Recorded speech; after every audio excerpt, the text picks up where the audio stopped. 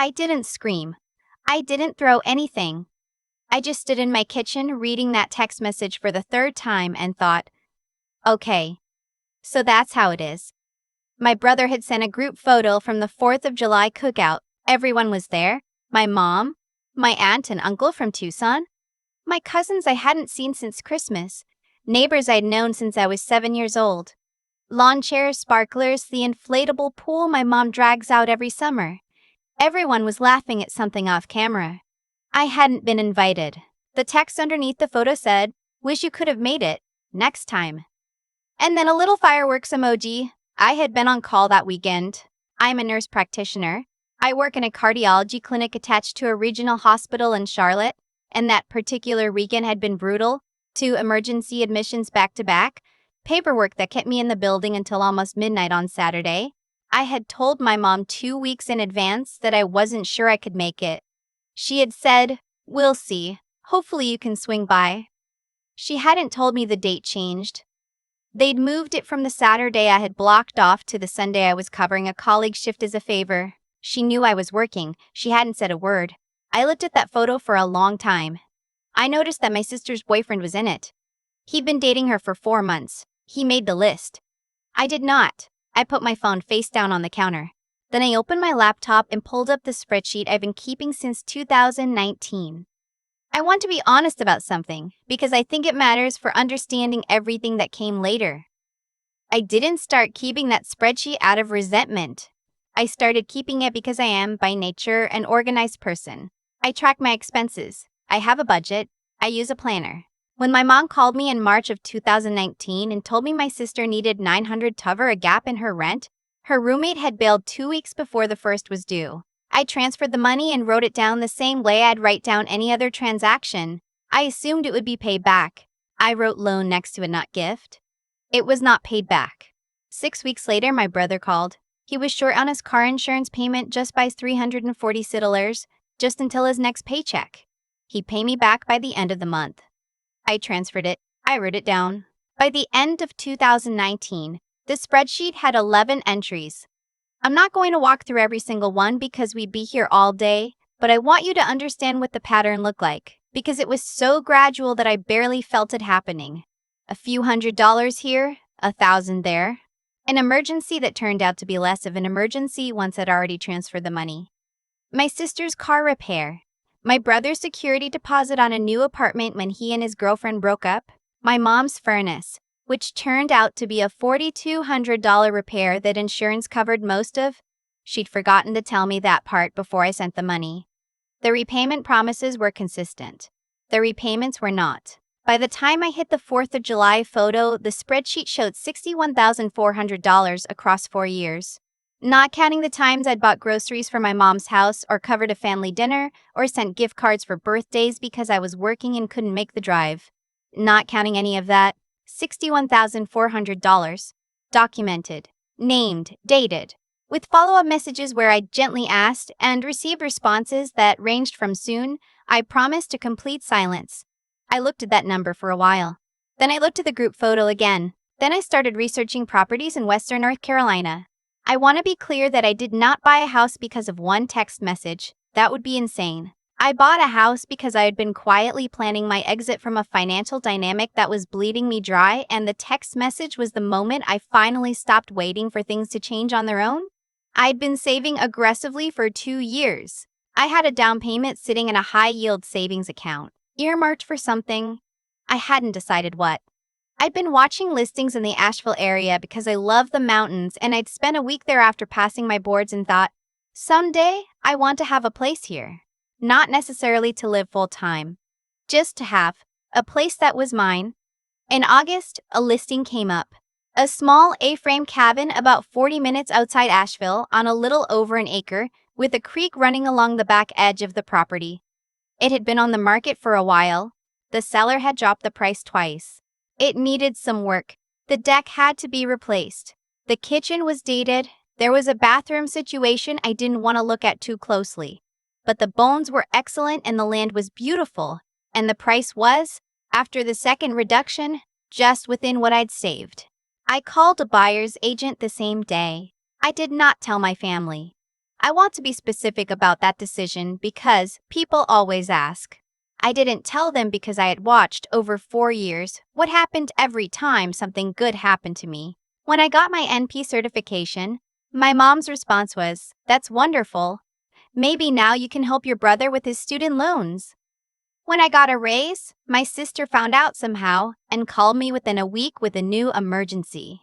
When I mentioned to my cousin that I was doing okay financially, my mom brought it up at Thanksgiving as evidence that I could help more if I wanted to.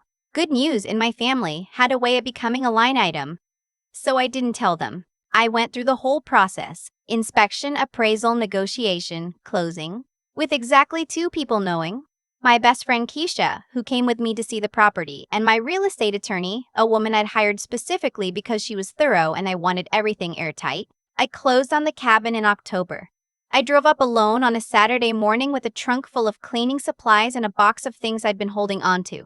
A quilt my grandmother made, some books, a coffee maker, a cast iron skillet. I unlocked the front door, walked in, stood in the middle of the empty living room with the windows facing the tree line, and I just exhaled. Like I'd been holding my breath for 4 years and finally had somewhere safe to let it out. I had the locks rekeyed that same weekend. New dead bolts on every exterior door. I installed a camera system, 4 cameras, covering the driveway, the front porch, both sides of the house. I set up a smart lock on the gate at the end of the driveway with a code only I knew. I did all of this before I told anyone in my family that the property existed. I'm telling you this because it matters later. I found out my family knew about the cabin in February. I had, in a moment of weakness I still think about, mentioned it to my aunt during a phone call in January. My aunt is my mom's older sister, and I've always been closer to her than to my mom in some ways. She has a steadiness to her that I find comforting. I trusted her. I told her I'd bought a little place in the mountains, that I was fixing it up slowly, that it was my quiet place to decompress. She congratulated me warmly. I felt good about the conversation. 3 weeks later, my mom called me. She didn't lead with the cabin. She asked how I was doing, asked about work, mentioned that my brother had started a new job, which was good news, and then, almost as an aside, she said, "I heard you bought some property up in the mountains." I said yes. She said, "That's exciting." "How many bedrooms?" I said 2. There was a pause. And then she said, "You know, your sister's been having such a hard time lately. She and Kevin broke up. She's looking for a new place, and honestly, a change of scenery might be good for her. Have you thought about whether she could use it for a while? Just to get back on her feet." I had been a nurse practitioner for 6 years. I had held the hands of people in cardiac arrest. I had delivered bad news in emergency rooms at 2 in the morning. I had, at that point, transferred $61,400 to members of my immediate family and received back less than $800. I said, "The cabin is not available." My mom said, "It's just sitting empty most of the time though, right?" I said, "It's mine." She said she didn't mean it like that. She said she didn't mean it like that. She said she just thought family helped family. She said she hoped I wasn't going to be one of those people who got a little success and forgot where they came from. I said I had to go. I had a patient call in 10 minutes. I did not have a patient call. I sat on my couch and stared at the ceiling and added a new entry to my contacts: the number for a property rights attorney a colleague had recommended to me the previous year, after she'd had a dispute with the contractor. I hadn't needed it then. I thought I might need it soon. I was right. In March, my mom called again. My sister was still struggling. The breakup had been hard. She was between jobs. She'd left her marketing position, which had helped her get through a connection I had, to pursue something that hadn't worked out. She needed a fresh start. Couldn't I just let her use the cabin for a few months? She'd take care of it. She'd pay utilities. I said no. In April, my brother called. He framed it differently. Said he was worried about my sister, said it wasn't good for her to be couch surfing, said the cabin was just sitting there, like I was being unreasonable for owning something and choosing not to give it to someone else. I said no. My mom stopped calling me for about 6 weeks. I noticed, but I didn't reach out. I'd learned over many years that silence from my mom was a negotiating tactic. She'd go quiet, let the discomfort build, and wait for me to come to her and smooth things over. I had done this for years. I was done doing it. Then in May, something shifted. My sister texted me directly, which she didn't do often. She said she'd heard the cabin was really something and she'd love to see it sometime. Friendly. Casual. Like the previous months of pressure hadn't happened. I replied that I'd let her know when I was up there. Then my cousin, my mom's sister's daughter, the one closest to my age, texted me asking if I'd had any issues with property taxes in that county because she was thinking about buying something similar. My cousin rents an apartment and works part-time. She was not thinking about buying property. Then my mom texted to ask if I'd had my cabin properly appraised because she had a friend who did appraisals and he was very reasonable. I read that text standing in the parking lot of the clinic after a 12-hour shift. I read it twice. Then I called Keisha. Keisha, who knows my family well, who has watched all of this from a close enough distance to have opinions, listened to me read the text out loud. Then she said, "They're building a case?" I said, "For what?" She said, "I don't know yet, but they're circling." That night I called the property rights attorney. Her name is Ms. Abernathy. She has an office in Charlotte, and she's exactly the kind of person you want in your corner when you need someone who is thorough and completely unimpressed by other people's feelings. I laid out the situation, the cabin, the requests, the texts, the history of financial transfers, and she listened without interrupting. When I finished, she said, "Do you have documentation of the loans?" I said I had a spreadsheet with dates, amounts, and names going back to 2019. I had text message threads where repayment was promised. I had bank transfer records. She said, "Good, keep all of it." Then she asked me a few more questions about the property. How it was titled, whether anyone else had ever been given a key, whether I'd ever signed anything related to the cabin that included another person's name. No, no, and no. She said, "I want you to understand something.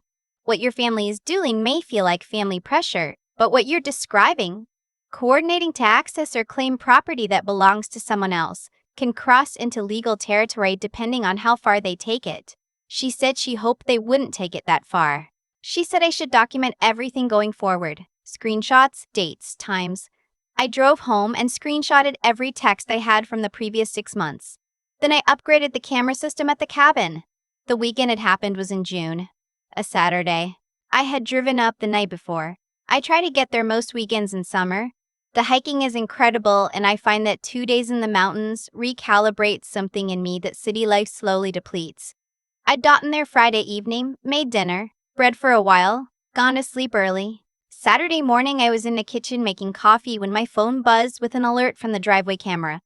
I looked at the notification. A car had pulled up to the gate. I opened the camera app. The gate camera showed my mom's Subaru, and next to it, a gray sedan I didn't recognize. There were 2 people standing outside the gate. My mom, and a man I didn't know, carrying a clipboard and wearing a lanyard. I stood in my kitchen in my socks and I watched them, on my phone screen, try the gate code. My mom punched in numbers. I could see her doing it, trying different combinations, and the gate stayed closed. She tried again. Still closed. I watched the man with the clipboard look down at something on his clipboard and then look up at the house. He couldn't see me. I was watching him through a camera mounted under the eave. But I was watching. I called Miss Abernathy. It went to voicemail. I left a message that said, "They're here. At my gate. There's a man with a clipboard. I'm going to need you to call me back." Then I called the non-emergency line for the county sheriff's office and explained the situation. That I had people attempting to access my gated property without permission or invitation, that I had camera footage, and that I'd like a deputy to come out if possible. The dispatcher said someone would be there within the hour. I got dressed and made my coffee. I took it out to the front porch, and I sat down in the wooden chair I'd bought at a flea market in Black Mountain, and I waited. My mom figured out the gate wasn't opening. She tried calling me. I watched my phone ring and let it go to voicemail. She called again. Voicemail. Then she sent a text, "We're outside, can you let us in? We just want to talk." I did not respond. About 20 minutes after they arrived, the gray sedan left. The man with the clipboard drove away. My mom stayed. She sat in her car at the gate for another 15 minutes. Then she got out and stood at the gate and called my name, loud enough that I could hear it from the porch. I got up and walked to the gate. I had my phone in my hand, the camera app open, recording. She looked surprised to see me. I don't know what she expected. Maybe that I wasn't home, or that I'd see her through the gate and just open it. She looked at me for a moment and then smiled. The way you smile when you're trying to make something normal that isn't. She said, "Hey, honey. We were just in the area." I said, "Who was the man at the clipboard?" She hesitated. Then she said he was just a friend. I said, "What was on the clipboard?" She said she didn't know, he was just someone she knew, they'd run into each other. I said, "Mom, you drove 2.5 hours to my property with a man carrying an appraisal form. I have it on camera. Don't do that." She shifted her approach. She said she was worried about me. She said I'd been isolating, that I'd been cold to the family, that she didn't understand what had happened to me. She said she just wanted to talk. She said she thought maybe we could discuss a reasonable arrangement regarding the cabin. Reasonable arrangement. I had been awake since 6 in the morning. I had $61,400 in unpaid loans on a spreadsheet in my laptop. I had a camera system I'd installed because I'd known, somewhere in the back of my mind, that this was coming. I had an attorney I called because the signs had been there. I said, "There is no arrangement. This is my property. I own it. My name is the only name on the deed." She said, "I just thought since you're barely using it." I said, "I'm using it right now." She said my sister really needed a break, that the past year had been hard on her, that I had more than I needed. And I said, "I have documentation going back to 2019. Every transfer, every promise, every amount. $61,400. I've never asked you to pay it back, but I need you to understand that when you tell me I have more than I need you to understand that I know what I've given." She went very quiet. I said, "I'm asking you to leave. If you don't, there's a deputy on the way who can facilitate that." As if on cue, I genuinely could not have scripted it better. A county sheriff's vehicle pulled up the driveway access road and parked just behind my mom's car. The deputy got out. I recognized him slightly. I'd given his wife a referral for a cardiologist the previous year. Small towns work like that, and he was calm and professional and looked at the situation with the practiced neutrality of someone who had seen all manner of family disputes and had no interest in taking sides. He asked if there was a problem. I said I had not invited these people to my property and I was asking them to leave. My mom said something about it being a family matter. The deputy looked at her very patiently and said that the property owner had asked her to leave and that she should do so. She looked at me. Something passed over her face. Not quite remorse, not quite anger. Something in between. Something I didn't have a name for. She said, "I hope you know what you're doing to this family." I said, "I hope you drive safe." She got in her car and she left. I stood there for a few minutes after her taillights disappeared around the bend. The deputy confirmed I was okay, gave me the non-emergency number again in case I needed it, and left. The property went quiet, just trees and the sound of the creek and a woodpecker somewhere in the distance doing its work. I went back inside. I made another cup of coffee. I sat down on the couch with my grandmother's quilt over my lap and I called Keisha and told her what had happened. She said, "Are you okay?" I thought about it for a second. Not the reflexive, "I'm fine, I've been saying for years." I actually thought about it. I said, "Yeah, I think I actually am." Ms. Abernathy called me back that afternoon. I walked her through everything. She said I'd handled it correctly, hadn't escalated, hadn't engaged beyond what was necessary, had documentation of the attempted access. She said if anyone attempted to misrepresent the cabin's ownership or tried to take any legal action claiming interest in the property, I was in an extremely strong position. She also said, very matter-of-factly, "You may want to think about whether you intend to pursue the outstanding loans." I hadn't thought about it seriously until that moment. $61,400. Documented. Named. In writing, in many cases, with promises of repayment. I said I'd think about it. I'm still thinking about it. My brother texted me 2 days later. He said he'd heard what happened and he thought I'd overreacted. He said Mom was just trying to help my sister. He said I was being cold and that money and property shouldn't matter more than family. I sent him a screenshot of his own transfer request from November 2021. $221 for a new transmission. "I'll pay you back by the end of January, I promise." He didn't respond. My sister texted me a week after that. She said she was sorry things had gotten weird. She said she hoped we could talk sometime. She said she didn't know what my mom had planned and she wanted me to know she hadn't asked for any of this. I read that message 3 times. I thought about the $8,700 I had transferred to her between 2020 and 2022 for various emergencies, some of which turned out to be less urgent than presented. I thought about the job I'd gotten her the interview for, the one she'd quit without telling me, so I'd found out through my contact after the fact. I thought about the 4th of July photo. I haven't responded yet. I'm not sure I will. My mom called me once more about 3 weeks after the incident. She didn't bring up the cabin. She asked how work was going. She mentioned that the weather had been nice. She asked if I talked to my aunt recently. I said work was fine. I said yes, I'd talked to my aunt. I didn't fill the silence. I used to fill every silence and every conversation with my mom. I used to rush in to smooth things, to find common ground, to make things comfortable. I've been in therapy for 2 years. Started seeing my therapist during the pandemic, kept going because it turned out I had a lot to unpack, and one of the things I've been working on is learning to let silences be what they are. She said, before she hung up, I miss you. I said, I know. I didn't say I miss you back. I'm not sure if I do exactly. I miss the idea of what the relationship could have been. I miss being able to pick up the phone and share good news without calculating what it might cost me. I miss not having the spreadsheet. But the cabin is beautiful in June. The creek runs fast from the spring melt, and you can sit on the repaired deck with a cup of coffee in the morning and watch deer come down to the water. I've been hiking a trail nearby and I'm getting faster on the uphill sections. I painted the guest bedroom myself, a soft blue-gray that looks different in every kind of light. I hung my grandmother's quilt on the wall in the living room. It looks like it belongs there. I am learning, slowly, that belonging is not the same as owing. That love is not a transaction, even when people try to make it one. That you can be someone's daughter and someone's sister and still be fundamentally a person who owns her own life. The gate code is still mine. The locks are still rekeyed. The cameras are still on. And the cabin is still exactly that, mine. I've thought a lot about the word deserve since that Saturday morning in June. People use it so casually. You deserve better. They deserve what they got. She deserves a break. My family used it constantly, just pointed in a direction that was always, somehow, away from me. My sister deserved a fresh start. She deserved a change of scenery.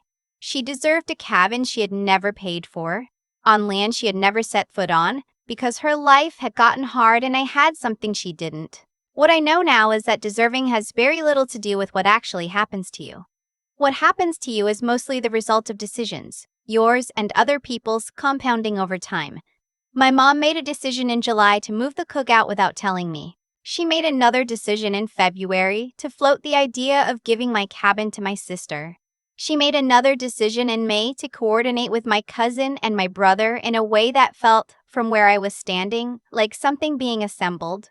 And then she made the decision to drive 2.5 hours to a gated property she'd never been invited to, with a man carrying a clipboard, and try combinations on a lock she didn't know the code to. Each of those decisions had a consequence. Not because the universe was keeping score, just because actions land somewhere. They always do. My decisions compounded too. I made a decision in 2019 to write down every transfer instead of just letting it go. I made a decision in 2021 to start saving aggressively instead of spending what I earned. I made a decision in October to close on a property and immediately rekey the locks and install cameras before I told a single person in my family that the place existed. I made a decision to call Ms. Abernathy before anything happened, not after. Every one of those decisions felt small in the moment. Together they meant that when my mom pulled up to that gate, I was already ready. I had been ready for a while. That's the part I want to sit with, because I don't think it gets said enough. Preparation is not paranoia. Protecting what you've built is not coldness. Saying no is not cruelty, even when someone you love is on the receiving end of it. I spent years believing that being a good daughter meant being available, financially and emotionally, on demand, at whatever cost to myself. I was wrong. That's not generosity, that's just erosion. Slow, quiet, until you look up one day and realize you've been shaped entirely by other people's needs and you can't find your own edges anymore. Keisha asked me once, early on in all of this, what I actually wanted. Not what I thought I should do, or what would keep the peace, or what a good sister would do. What did I want? I didn't have an answer right away that told me something. I know the answer now. I want the mornings on the deck with my coffee. I want the trail I'm getting faster on. I want the soft blue-gray of the guest room in the late afternoon light. I want the sound of the creak and my grandmother's quilt on the wall and the knowledge that when I turn my key in that lock, what's behind the door is genuinely, completely mine. I worked for it. I planned for it.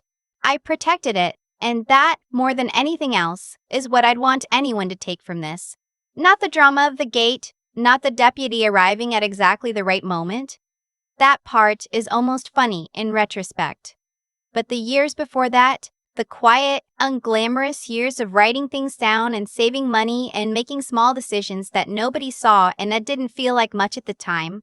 The years of building something real, on ground that no one could take from me, before I ever needed to defend it. That's the part that mattered. That's what I'd do again.